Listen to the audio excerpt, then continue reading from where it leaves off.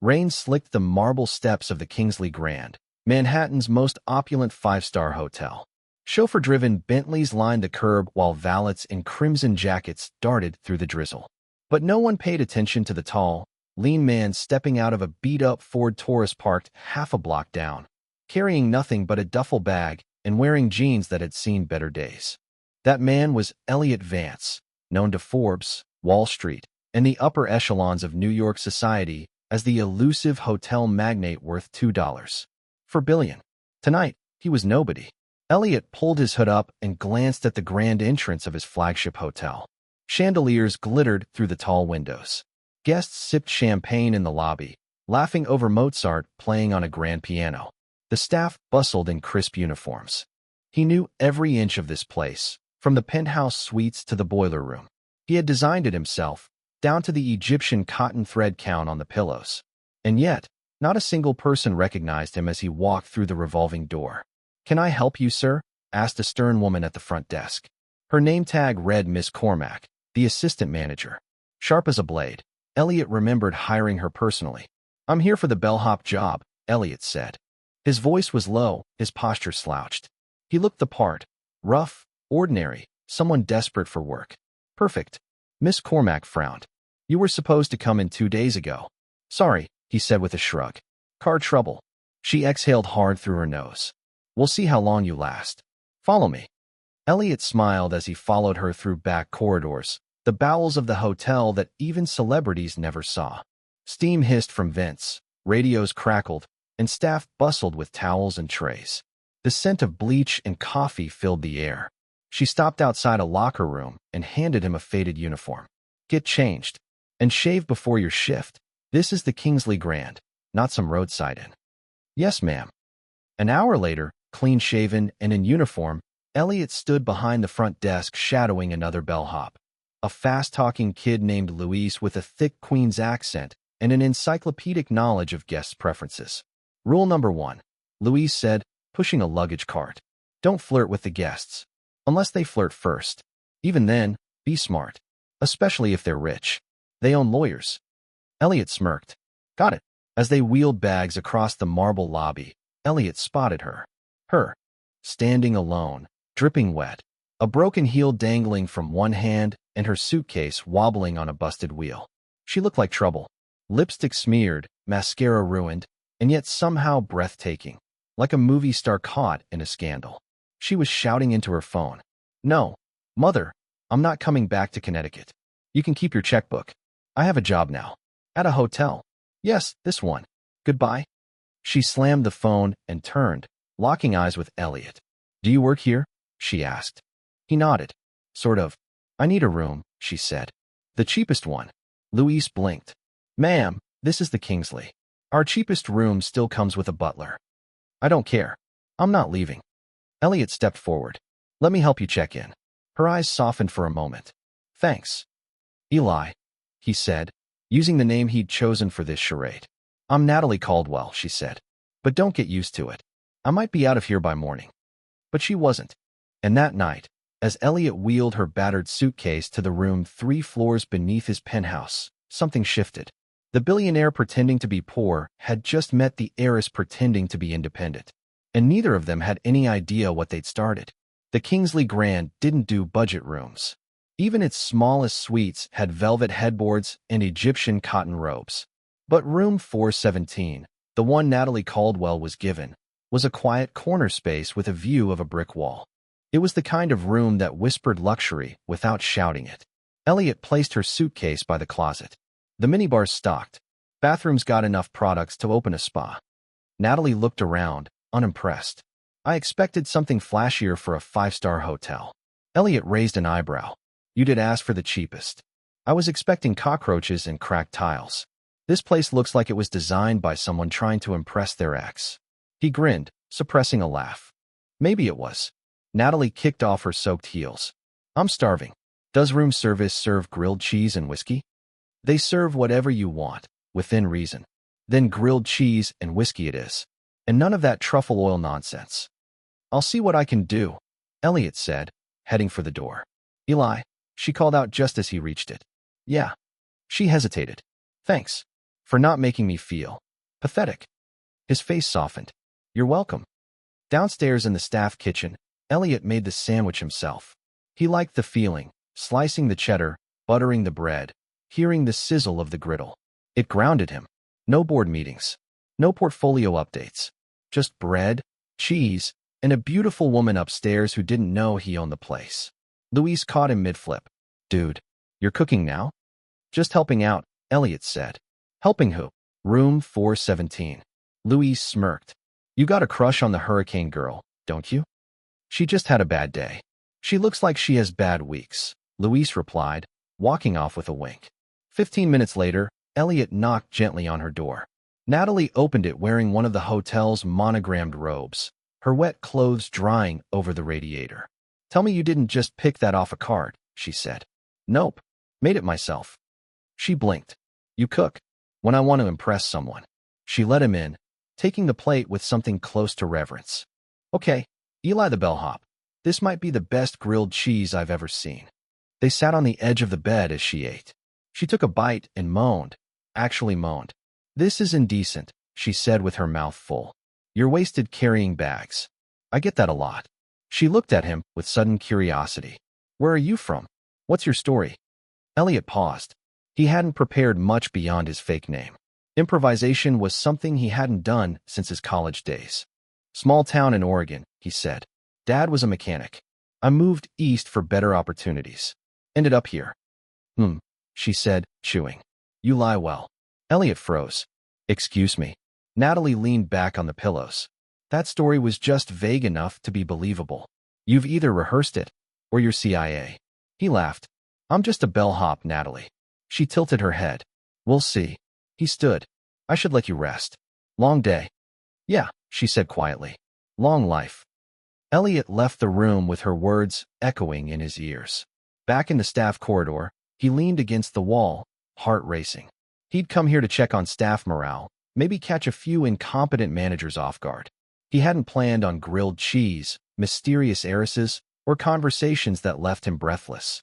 What started as a stunt was beginning to feel like something else entirely. And for the first time in years, Elliot Vance had no idea what would happen next. At 5:45 a.m., Elliot was already dressed in his bellhop uniform, standing in the service elevator with a cart stacked high with newspapers, croissants, and pressed juices. He hadn't slept. Not because the bunk in the staff quarters was uncomfortable, but because Natalie Caldwell had invaded every inch of his mind. The way she had eaten that sandwich like it was a gourmet meal. The way she had seen through his made-up story like smoke and sunlight. She was reckless and bold, but also sad. Something haunted her, and Elliot couldn't stop thinking about it. The elevator doors opened, and he wheeled the breakfast cart onto the executive floor. Most guests on this level were tech moguls, oil heirs, and political elites. He knew all their names. He had shaken hands with half of them at galas. But this morning, none of them mattered. Room 417 was 2 floors down. Just before his shift ended, Elliot made an excuse to head back that way. He passed by Natalie's door. It was cracked open, and inside, chaos. Natalie was on the phone, pacing in a t-shirt and leggings, yelling into the receiver. No, Dad, I told you I'm not taking the offer. I'm not moving back to Greenwich to marry some tax attorney you found on a yacht. Pause. No, don't send him to find me. I'm serious. I'm staying in New York. I'll get a job, a real one. She hung up and flopped face first onto the bed. Elliot knocked softly. Everything okay? Natalie jolted upright, her face flushing. I didn't know anyone was listening. Sound carries in this hotel, he said gently. She groaned. God, my family thinks I'm having a breakdown. Are you? She looked at him, eyes glassy but fierce. No, I'm waking up. He stepped inside cautiously. What's the plan? I have a job interview, she said, suddenly brightening. Front desk assistant at a different hotel across town. Nothing fancy. You're staying in hospitality? Why not? I like it here. She paused, then smiled. The staff's decent. Elliot chuckled. Low bar, but I'll take it. I'm serious, she said. You're the only one who hasn't treated me like I'm some charity case. He shrugged. Maybe I just like you. The words hung in the air.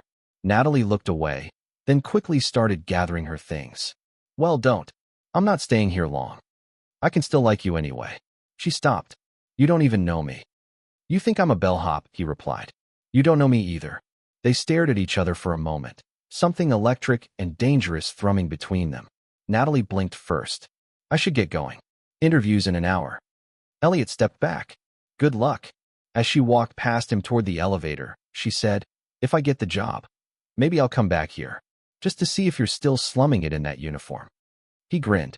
I'll be waiting. As the doors closed, Elliot exhaled slowly. This was getting risky. One slip, and the whole facade would shatter. One mention of his real name, one tabloid photo, one sharp-eyed guest, and Natalie would know he wasn't some charming underdog, but Elliot Vance, billionaire owner of the very hotel she thought she was escaping into. But despite the danger, he couldn't stop himself. He wasn't just playing a role anymore. He was falling, fast, deep, and possibly recklessly. And Natalie had no idea she'd just kissed the edge of the truth. Natalie's heels clicked across the cracked marble floor of the Marrow Hotel, a far cry from the Kingsley Grand. The receptionist barely looked up as she arrived, and the man interviewing her, a bored, balding assistant manager, didn't even offer coffee. So, he droned, flipping through her resume. No prior experience? I've worked front of house, unofficially. I learned fast. He looked unimpressed. Why hospitality? I'm good with people, Natalie said. And I need a job. He stared for a beat too long. You're Caldwell's daughter, right? Her jaw tightened. Not anymore. The interview ended quickly. No promises. Just a mumbled, we'll call. Back out on the sidewalk, she sighed. The sky threatened rain. Her phone buzzed. A text from her mother. Come home. This is embarrassing. She turned it off. Instead of going back to the hotel, she wandered aimlessly. New York moved around her, loud, alive, indifferent. She missed her old life, but not enough to crawl back to it. She ended up in a small diner near 8th Avenue, sipping burnt coffee and staring at a blinking help wanted sign in the window. It wasn't glamorous, but it was something. Meanwhile, back at the Kingsley, Elliot was stuck shadowing Louise again. I'm telling you, man, you're different, Louise said as they loaded bags into a service cart. Like, you got this, presence. You ever model? Elliot chuckled. Not my thing. They rolled the cart toward the lobby, passing Miss Cormack, who shot Elliot a suspicious glance. Vance, she said, you're due for laundry rotation tomorrow. You're not special. No argument here, Elliot replied, hiding a smirk. He spent the afternoon folding towels and reviewing guest complaints in the break room. Every hour, he checked the lobby, half expecting to see Natalie walk back through the revolving door. She didn't. At sunset, Elliot walked out to the street, leaned against a lamppost, and checked his phone. No messages. Then, just as he turned to go back inside, he saw her, Natalie, coming up the street with a paper bag in hand, looking tired but determined. You came back, he said, surprised. I didn't get the job, she replied. But I got you a sandwich. Elliot blinked. For me? You fed me when I needed it, she said. Your turn. He accepted the bag. Inside, peanut butter and banana. Sloppy, imperfect, warm. I made it myself, she added proudly. You sure you're not secretly rich? Natalie laughed, but the sound was softer this time. No secrets here. But Elliot flinched, because his secret was growing heavier by the hour. At 2:13 a.m., the fire alarm screamed through the Kingsley Grand. Guests stumbled from suites in silk robes and monogrammed slippers. Smoke didn't fill the halls, but confusion did. Elliot shot out of the staff bunk room and headed straight for the 4th floor. By the time he reached room 417, Natalie was already in the hallway, barefoot, hair a wild mess, clutching a laptop and a makeup bag. Really, she said. I finally fall asleep before midnight, and this happens. He laughed. Welcome to the 5-star experience. They joined the crowd outside. Red lights spun as the fire department arrived. Louise passed out blankets to cold guests while Miss Cormack barked orders with the fury of someone who hadn't slept in years. I hate false alarms, Natalie muttered. False alarm? Elliot asked. She pointed upward.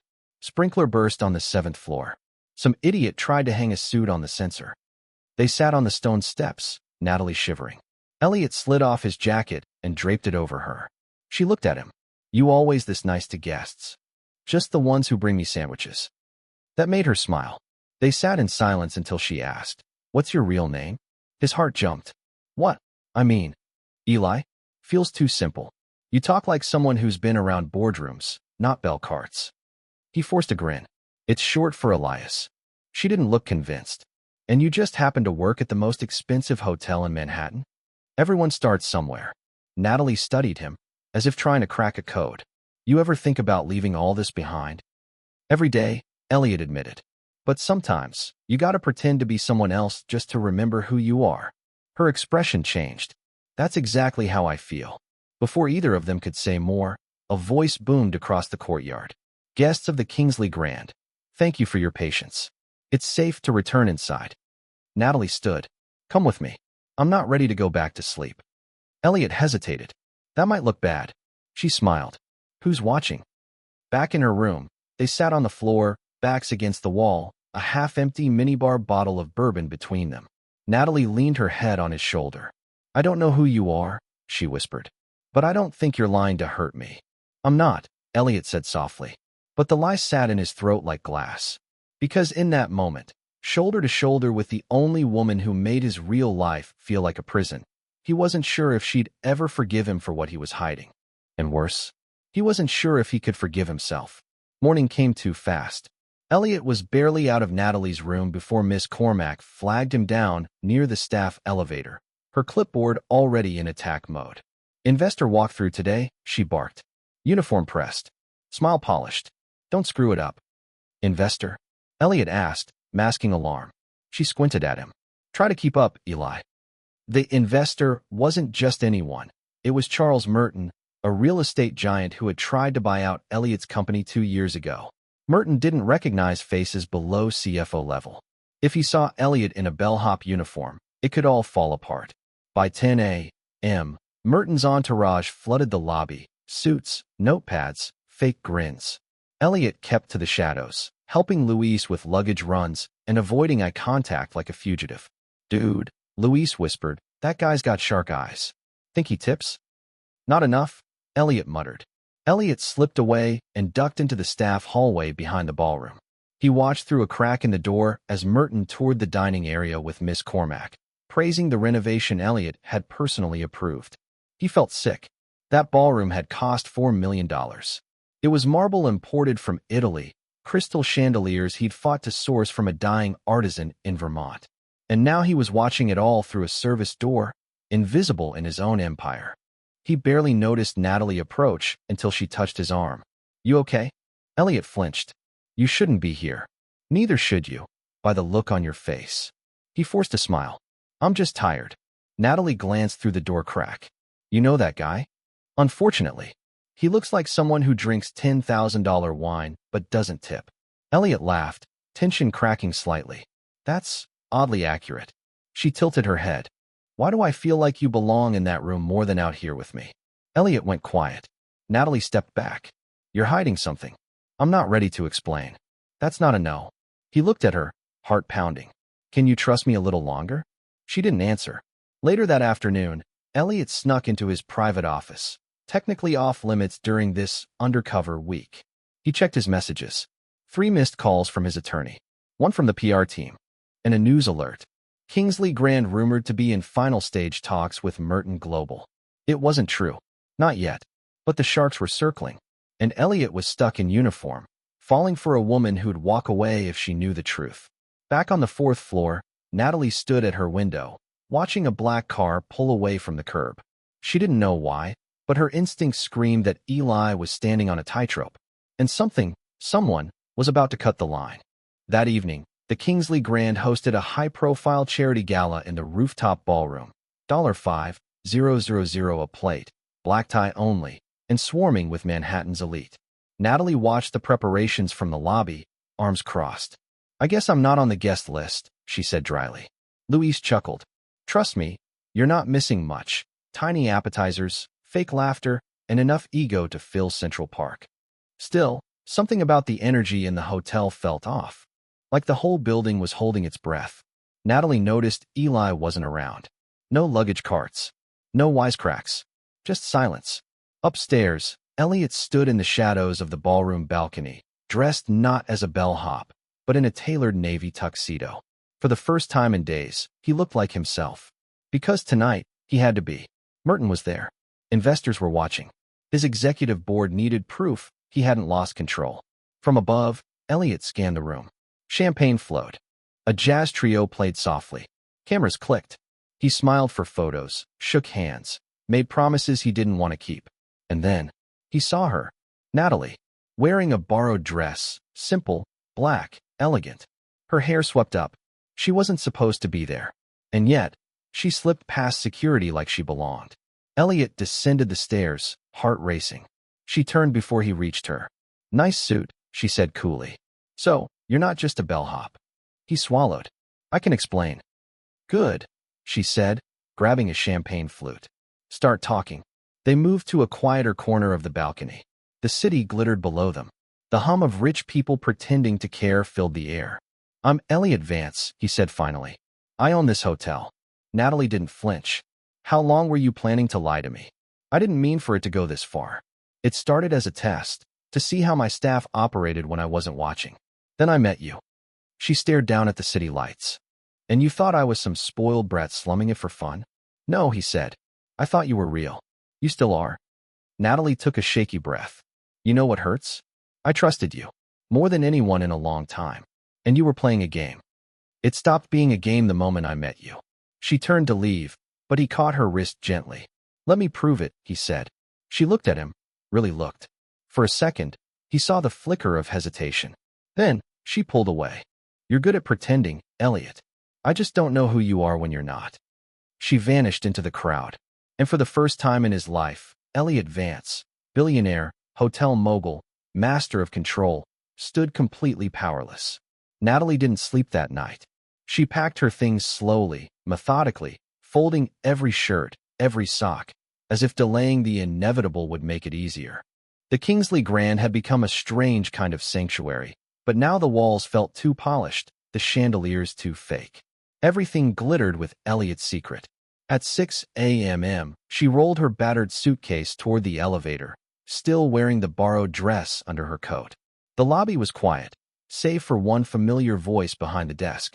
"Luis, you leaving?" he asked, eyebrows rising. Natalie nodded.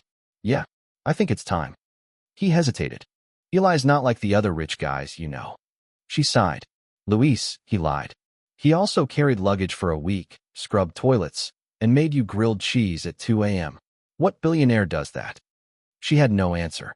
Luis handed her a coffee. "He's not perfect, but he's not pretending anymore." Natalie walked toward the glass doors, suitcase squeaking. Then she stopped, turned, and headed back upstairs. Elliot was in his real office now, the top-floor corner suite with floor-to-ceiling windows and a view of the Empire State Building. His assistant buzzed in over the intercom. "Sir, Natalie Caldwell is in the lobby." His breath caught. He stood so quickly his chair tipped over. Downstairs, she waited by the fountain. He approached carefully. "You came back. I wanted to say goodbye properly," she said. He nodded. "You deserve the truth. No filters." "I already know who you are now," she said. "But I don't know why you did it." "I built a kingdom and forgot how to live in it," Elliot said. "I needed to see who I became. Then I met you, and I didn't want to go back." She softened, slightly. "You're still good at words. I'd trade every one of them to start over with you." A long pause. Tourists passed. A kid threw coins into the fountain. Finally, she asked, "What if we don't start over? What if we start from here?" Elliot blinked. "You'd give me another chance?" "Don't get excited. I'm not moving in. I'm not even unpacking." He laughed. "Fair enough. But," she added, stepping closer, "I'll stay. For now." Elliot looked at her, every wall he'd ever built crumbling. "No suits. No secrets," she said. "Deal." He reached for her hand. This time, she didn't pull away. 2 weeks later, the Kingsley Grand was quieter. Natalie had taken a job, not as a front desk assistant, but managing guest relations at a boutique hotel in Soho. Smaller place. No chandeliers. No ballrooms. But it was hers. She earned it. Elliot visited often. No suits. No staff trailing behind him. Just him and 2 coffees. One black, one oat milk with cinnamon, her new favorite. Things were good. Until the envelope arrived. It was hand-delivered to Elliot's penthouse suite. Inside was a letter with a golden seal, Merton Global Holdings. "We're increasing our offer for full acquisition, $950 million. Non-negotiable." Decision required within 72 hours. He sat alone at the marble desk, reading it 3 times. Selling the Kingsley would mean stepping away. No more pretending. No more secrets.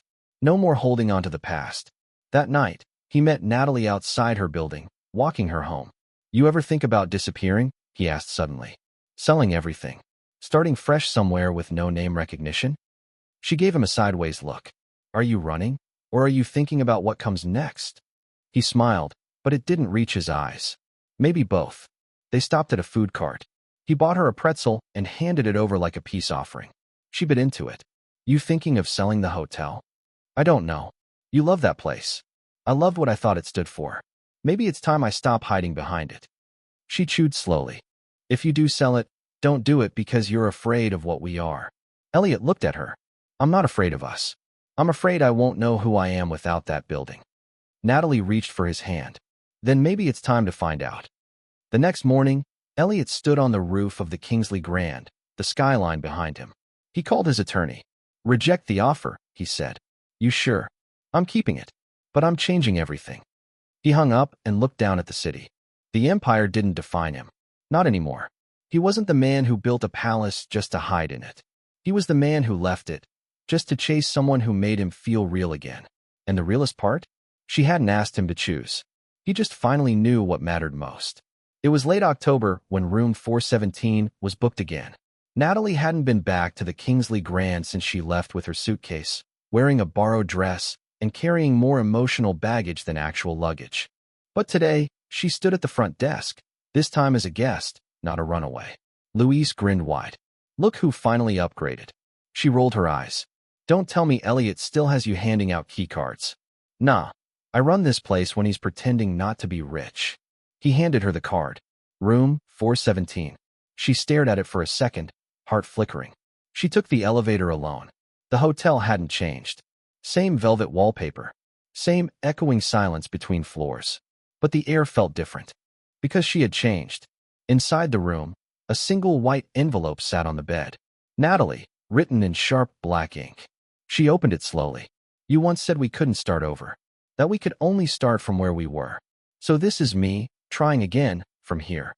Room 417 is where I met the version of myself I didn't know I'd been missing. It's where I stopped being a billionaire pretending to be poor and started being a man who finally told the truth. If you still believe in that guy, meet me on the rooftop at 7. Natalie smiled. She arrived early. The rooftop had been transformed, not with opulence, but warmth. String lights flickered in the dusk, casting golden glows over a simple table for 2. No orchestra, no photographers, just a vinyl record playing faint jazz and a soft breeze moving through the Manhattan skyline. Elliot stood near the edge, his jacket off, sleeves rolled, tie loosened. Not the billionaire, not the bellhop, just him. "You came," he said. "I was curious." "And I'm still curious," she replied. He stepped forward, holding out a folded napkin. She opened it and laughed. Inside was a grilled cheese sandwich, cut diagonally. Perfectly browned. "Seriously?" she asked. "You said it was the best sandwich you'd ever had. I thought I'd remind you." Natalie took a bite. Her eyes closed for a second. "Still perfect." He watched her, then spoke carefully. "I'm not asking you to move in. I'm not asking for anything permanent. I just want to keep showing up. For you. For us. As me." She looked at him. "And who's you, Elliot?" He took a breath. "I'm a man who thought he had to own everything to feel in control. And then I met someone who didn't care about any of it. Someone who saw through all the marble and money, and still sat on the floor with me, drinking bourbon at 3 a.m. That's the version I'm trying to hold on to." Silence fell between them, deep and warm. She stepped closer, rested her forehead against his. "I'm not looking for a prince," she whispered. "Just someone real enough to burn toast once in a while." "I can burn toast," he said, smiling. "Good." They stood like that as the city pulsed below them. Natalie didn't need his penthouse or his empire. Elliot didn't need to prove himself anymore. All they needed was the truth. And each other. 1 year later. The Kingsley Grand now had a small framed photo in the lobby. A man in a bellhop uniform, holding a grilled cheese, grinning next to a woman with rain-slicked hair and bare feet.